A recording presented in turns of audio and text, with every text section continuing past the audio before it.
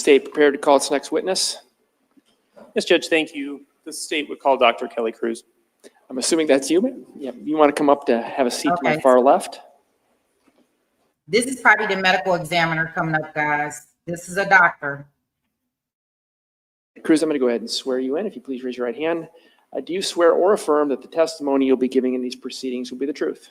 I do. Okay. And then for the record, can you please provide us with your first name and your last name and spell them? My name is Kelly Cruz. It's Kellylly Kruse. All right, Mr. Engel, whenever you're ready. Thank you. Good afternoon. Good afternoon. Dr. Cruz, how are you employed? I am an associate state medical examiner at the Iowa office of the state medical examiner. Can you talk about your educational background, please? After I graduated from high school, I attended Tulane University. There I earned a bachelor's of science in anthropology. I then attended St. George's University. I first earned a master's of public health degree, and then I attended their medical school. I graduated from medical school in 2013. From 2013 to 2017, I attended and completed an anatomic and clinical pathology residency program located in New Jersey. And from 2017 to 2018, I completed a forensic pathology fellowship program at the Chief Medical Examiner's Office of Maryland. Can you talk a little bit about your employment history as well? I came to work in Iowa following my fellowship. So this here has been my only full-time job. In terms of additional work, I provide consultation autopsies for local hospitals in the Des Moines area. How are you currently employed then? I am currently full-time employed by the State Medical Examiner's Office. What is forensic pathology? Forensic pathology is a specialized area of medicine. It falls underneath pathology. Pathology is the study of disease and disease processes. In the most common setting, a pathologist is in the hospital. They look at organs, they look at blood, they look at blood work, chemistry to diagnose natural diseases. A forensic pathologist or forensic pathology goes a step further. We have knowledge of those natural disease processes, but then we also have knowledge of injury. And we specifically look at how disease processes and injuries can lead to death. So you're employed as a medical examiner, then what does a medical examiner do? A medical examiner is a physician, and that's in Iowa, we have a fairly unique system. So each county has their own medical examiner. They're all physicians, but most of them aren't forensic pathologists like me. Most of them will then use their medical knowledge and training to determine if an autopsy is necessary. If they think an autopsy is necessary, then they will send the deceased individual to the state medical examiner's office in Ankeny, and then myself and 5 other state medical examiners will perform an autopsy on them and determine why they died. Can you explain for the jury what an autopsy is? An autopsy is an examination of a deceased individual. The main purpose is to determine their cause of death, so the reason why they died. As part of that examination, we document injury, we document natural disease processes, and we will interpret ancillary testing like toxicology. Do you collect evidence as well during the autopsy process? We do. We have standard evidence that we collect for every individual. We will collect a blood stain card, so we take blood and put it on a card for potential testing. We will take fingerprints. We also collect blood, vitreous fluid from the eye, and urine if it's available for toxicology testing. Any additional evidence collection would be done at the request of law enforcement. What is toxicology? Toxicology is the testing of a specimen, usually blood, for alcohol, drugs of abuse, prescribed medications. You mentioned cause of death. What is the cause of death? The cause of death is a process that ultimately leads to a person's passing. It can be a natural disease, it can be an injury, it can be a specific drug. There are a lot of options when it comes to cause of death. What is manner of death? Manner of death describes the circumstances surrounding a person's death. In contrast to cause of death, we only have 5 options for manner of death. We have natural, so death due purely to natural disease. We have accident, which is death due to unforeseen circumstances. A good example would be a car crash. We have suicide, death at the hands of another, or death at the hands of oneself.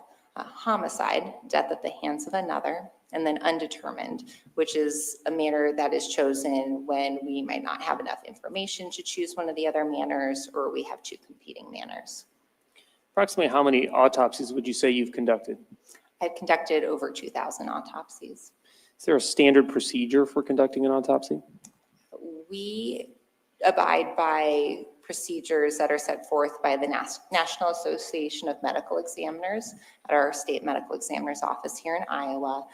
We have our own set standard operating procedures that we follow closely for every autopsy, regardless of how a person died. As a medical examiner, do you attempt to obtain a history prior to the autopsy? Yes. Why do you do that? History is quite helpful with the autopsy process. We have that standard operating procedure, but there may be components of a history or circumstances surrounding someone's death that might lead me to order additional testing. Say if someone was in a car, I may be order carbon monoxide testing, which I wouldn't do otherwise. It might encourage me to send certain organs to a specialist or order special toxicology testing. In order to obtain that history, what type of information do you review? Our office requires at least small amount of information about the person who's coming to our office from that county medical examiner and the personnel there. They have county investigators as well. The amount of information varies, so it's really just case dependent, but we try and provide guidance and training to those county personnel so that what they give to us is helpful for the autopsy. We talked briefly about evidence collection. What's the purpose of evidence collection during an autopsy? Our standard evidence collection with the bloodstain card would be if we needed to test for DNA in the future. Fingerprints are taken potentially to confirm identity. Family may also request photographs of fingerprints for things like jewelry and tattoos. Other evidence collection includes fingernail clippings, which might be helpful if there's another person's DNA on those clippings. We'll collect head hair, and that can be matched to something at a scene. Clothing that might potentially have some evidentiary value as well. It just depends on the case. Do you collect projectiles and things of that nature as well? Yes. Any other standard components of an autopsy? All of our autopsies at the state medical examiner include both the external and internal examination, regardless of how a person died. So we look at everything on the outside of the body and the inside of the body to diagnose natural disease and injury.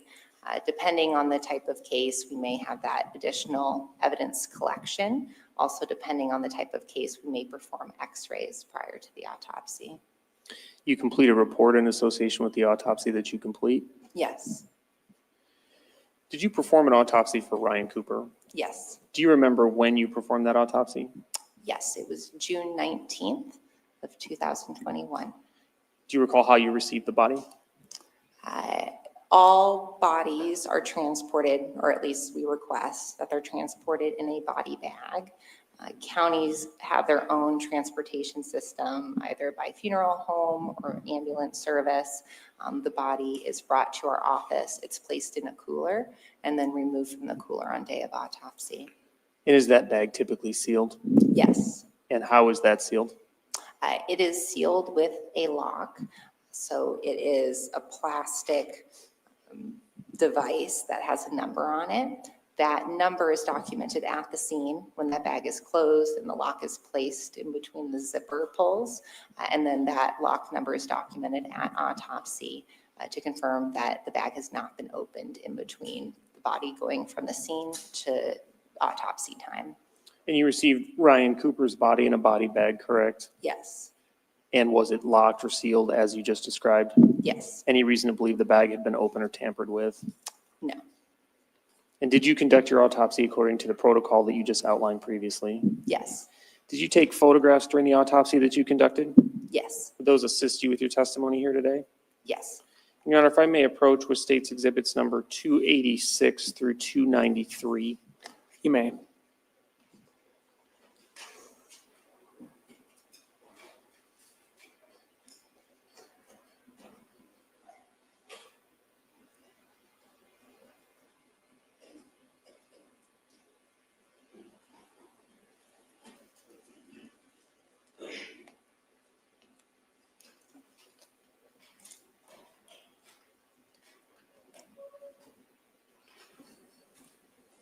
Again, States 286 through 293. You recognize those?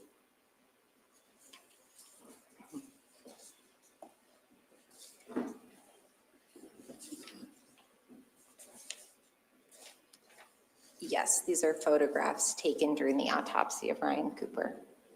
Fair and accurate representations of what you observed during that autopsy? Yes, Your Honor, at this time, the state would move to admit States 286 through 293. No Any- objection. No all right. objection. All right, then States Exhibits 286 through 293 are admitted. State requests permission to publish. All right.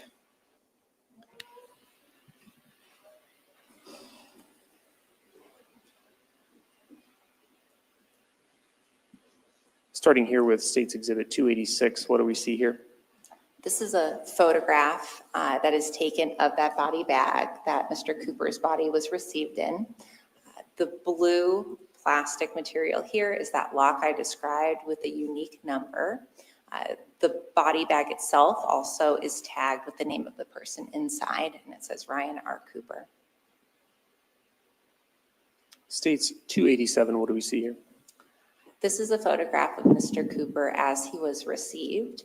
This is before his body has been touched by our office, so it is his body exactly as it was in the body bag. 288, what do we see here? This is Mr. Cooper's upper body after his clothing has been removed and he's been cleaned. And that's part of the standard procedure of an autopsy? Yes. Why is that done? The cleaning process. Yes. Many different things such as injuries can be obscured by blood. So the body is documented as received with that blood. It's photographed. And then once everything is appropriately documented, the blood is cleaned to see if there is any additional injury that we couldn't see underneath the blood. Once you'd completed that cleaning process, anything of note? After Mr. Cooper's body had been cleaned, he had a number of different injuries. The major injuries and the ones that caused his death were on his face. There's a gunshot wound here to the left cheek that can be seen in this photograph. 289, this is a close-up of Mr. Cooper's face, correct? Yes. What are we seeing in this photograph of relevance to you? This is what we call an identification photograph. We take a photograph of everyone's face at autopsy. Part of my job is confirming identity of the deceased individual. So this photo would be compared to something like his driver's license photo. Of note in this photograph is one of two gunshot wounds on the left cheek. And around that gunshot wound are pinpoint red dots or abrasions, which is called stippling. What is stippling? Stippling is abrasions or little scratches in the skin that occur when unburnt gunpowder particles make contact with that skin.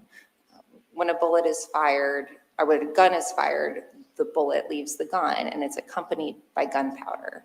That gunpowder can be completely burned in the form of soot, or it can be unburned. And when that unburned gunpowder particle makes contact with the skin, it does so with such force that it causes a little scratch or abrasion in the skin, which is that stippling that we see here. Does the presence of stippling tell you as a medical examiner anything about the location of the barrel of the gun in relation to Mr. Cooper's face? Yes, the presence of soot and or stippling to me says that the gun was relatively close to the skin. Soot can't travel very far, really a matter of a few inches. The unburnt gunpowder particles can travel a bit farther, maybe a few feet. So the presence of that stippling indicates that the gun was likely within a few feet of the body.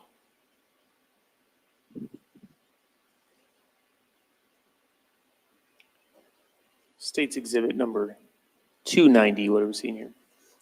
This is the left side of Mr. Cooper's face.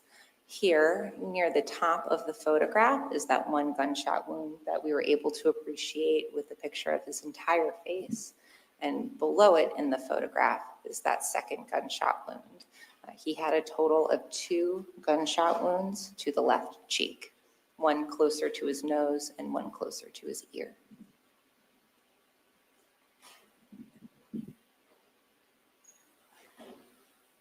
State's exhibit number 291, what are we seeing here?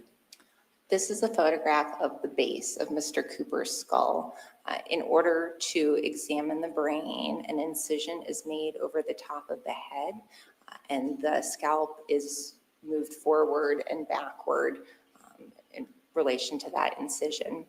The top of the skull is removed and the brain itself is removed. And here we're looking at the base of the skull where that brain would usually sit. Traversing the skull are these metallic rods, and these show the wound paths of each of those gunshot wounds. So each gunshot wound was associated with injury to the skull and the brain, and bullets were recovered. You talked about entrance wounds. Did you observe any exit wounds? There were no exit wounds. Bullets were recovered from each gunshot wound. It should be fairly clear we've had some testimony about what an entrance wound is, but what is an exit wound and what would you expect to see? Were you observing exit wounds? The exit wound would typically be at the end of that wound path. For me, when I'm looking at a body and there are gunshot wounds, there are very clear differences, at least usually, between entrance wounds and exit wounds. Entrance wounds have a rounded appearance. It's a punched out defect. That bullet has a lot of energy and it pushes through the skin, creating a hole. So if I tried to, I couldn't push the edges of that wound together. There's missing tissue there. An exit wound has more of a slit-like appearance. The bullet loses a lot of energy along the wound path and essentially just pushes out through the skin, wherever that exit wound may be. So as you saw with the picture with the skull, I traced the wound paths. At the end of the wound path, there weren't any slit-like defects or any injuries that looked like exit wounds. And I did recover fragmented bullets, but 2 of them. Showing you State's exhibit 292, what do we see here? These are 2 of the larger bullet fragments that were recovered from the brain. What we could also see with those rods moving through the skull is that the wound paths intersected. So they essentially terminated roughly in the same area of the brain. And so determining which of these 2 bullets was associated with the entrance wound closer to the nose or the ear was not something I could do. And you said that the 2 shots terminated in the same area. Is that illustrated here in 291? Yes, these rods, as they move through the brain, they start to intersect in this area, and that's where those bullet fragments were recovered. These are the bullet fragments that were recovered. Do you know what you did then once you recovered those bullet fragments? Once those bullet fragments are recovered, they're photographed, as we see here. They're then handled by an investigator within my office. They're packaged and sealed for chain of custody purposes, and they may pass that bullet off to a ballistics laboratory, off to law enforcement. I'm not involved in the process after that. And these are the largest bullet fragments that you recovered in this case, correct? Yes, And when you recovered them, were they in this deformed state? yes. Is that, based on both your training and your experience, typical for bullets to be deformed? It depends on what the bullet hits in the body. They often deform when they hit bone. State's exhibit number 293, what are we seeing here? These are additional bullet fragments. These were from the skull on the opposite side of the entrance wounds. The other bullet fragments were recovered from more inside the brain. So I packaged these separately. And so State's Exhibit number 292, which I'm displaying here, which you described as bullet fragments, and State's Exhibit number 293, some smaller fragments. Is that the totality of projectiles or bullet fragments that you recovered from Mr. Cooper during the autopsy? Yes, And again, these were packaged and sealed and passed on to investigators, correct? yes. Thank you, Judge.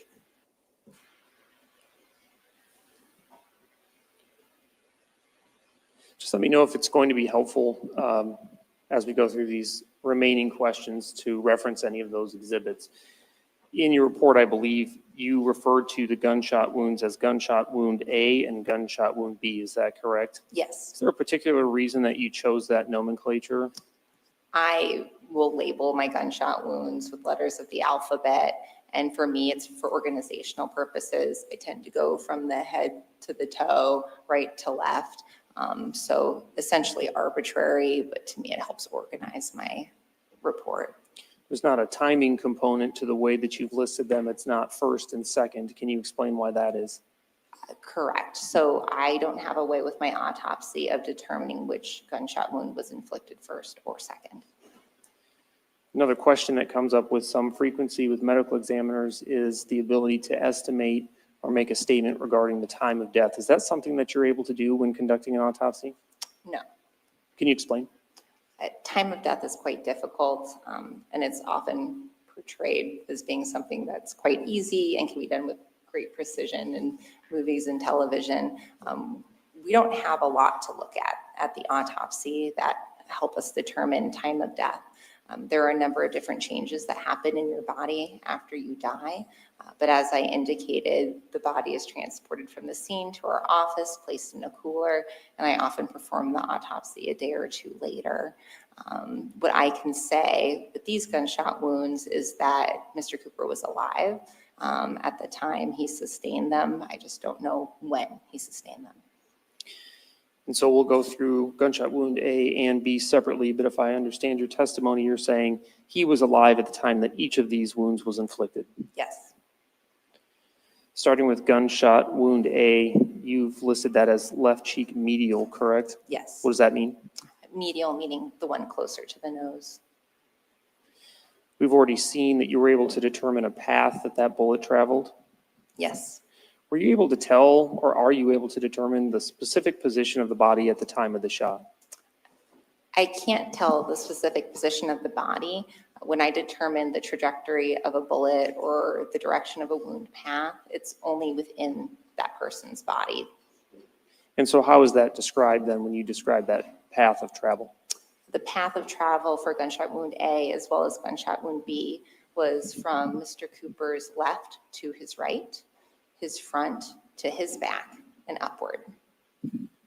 When you say upward, what does that mean in relation to what? Upward in relation going from his chin up to the top of his head.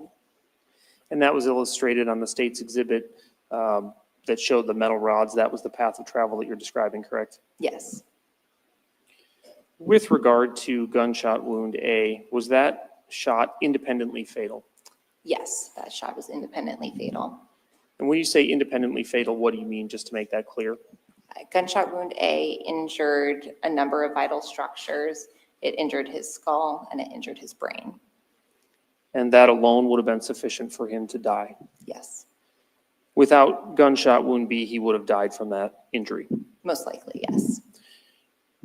Are you able to determine how long it would take him to die from that injury?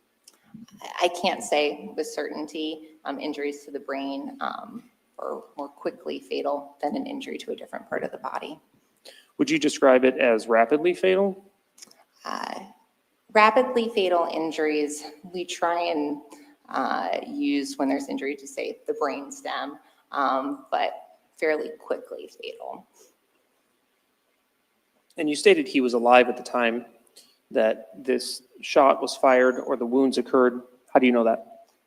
When a person is alive at the time they sustain an injury, there's bleeding associated with that injury, which to me says that his heart was beating at the time. Let's say the bullet moved through his body, which then pushes blood out from injured blood vessels and into surrounding tissue. What is the perimortem phase? What does that mean? You can break timing up into different categories. There's the antemortem phase, so before a person died. The perimortem phase is really the time in which the person is dying, and then the postmortem phase after the person dies, say when I do the autopsy. So it's gunshot wound A. You stated it was independently fatal and suffered while he was still alive, and also indicated that it would be quickly fatal. About gunshot wound B, I think you described that as left cheek lateral. What does that mean? Closer to the ear, still on the left cheek, and gunshot wound B was also in itself fatal. So that's an independently fatal wound. Same question. I think you made this clear. He was alive at the time of that shot as well. Yes. Independently fatal, how would you describe? Because, well, first of all, what wounds did he suffer from gunshot wound B? Gunshot wound B, he also had injury to the skull. The bullet then entered into the brain. It injured both sides of the larger part of the brain, the cerebrum, and then it also injured part of the brainstem, which serves as a way of your brain telling your body to do normal vital functions, and also a connection from the brain to your spinal cord. Same question. Would you say this was also quickly fatal due to the nature of the wound? Yes.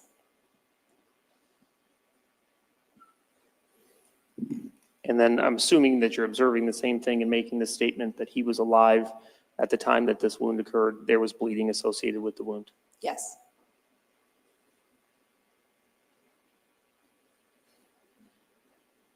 With regard to the stippling that you observed, were you able to observe stippling from both gunshot wound A and, associated with gunshot wound A and gunshot wound B? Yes.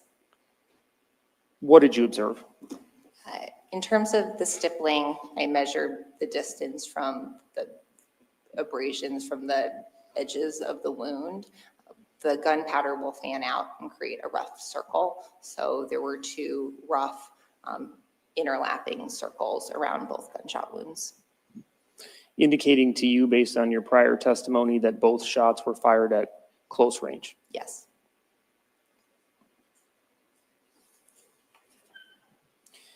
Any additional injuries that you observed that contributed to death? No. You performed a toxicological analysis, correct? Yes. Any relevance relevant information found in that analysis? Toxicology was performed looking for alcohol and drugs of abuse, and it was negative. Negative meaning none were located. Correct. Any other contributing factors to death besides the gunshot wounds? No.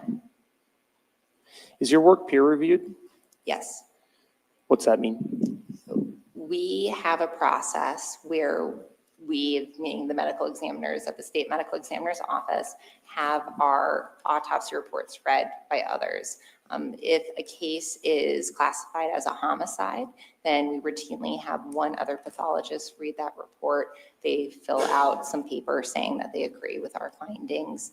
We also have some random review processes where we review natural cases, accidents as well, just to make sure we're all practicing within the standards that we're expected to. And that occurred here? Yes.